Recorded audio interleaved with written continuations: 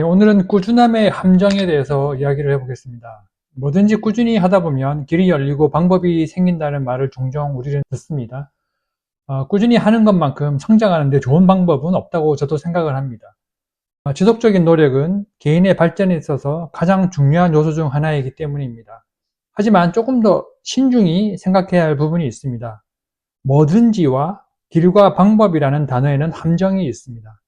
이 말은 마치 무조건적인 지속만이, 꾸준함만이 성공의 열쇠인 것처럼 들릴 수 있게 만들고 있습니다. 조급한 상황에 맞닥뜨린 경우 이 함정에 빠지는 경우가 많습니다.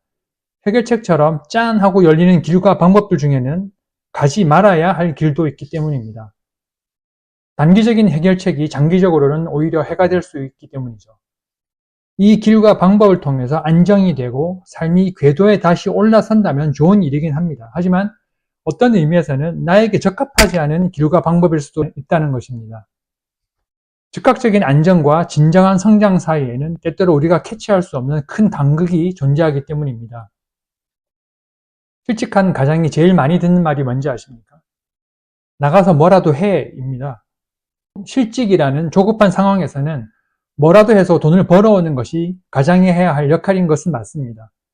하지만 인생을 좀 더 길게 본다면, 인생을 하나의 여정으로 본다면 그렇게 서두르는 것만이 최선의 방법은 아닌 것입니다.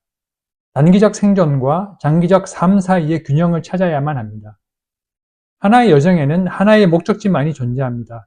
물론 목적지로 가는 도중 상황에 의해서 잠시 다른 목적지를 들르거나 길을 잃을 수는 있습니다.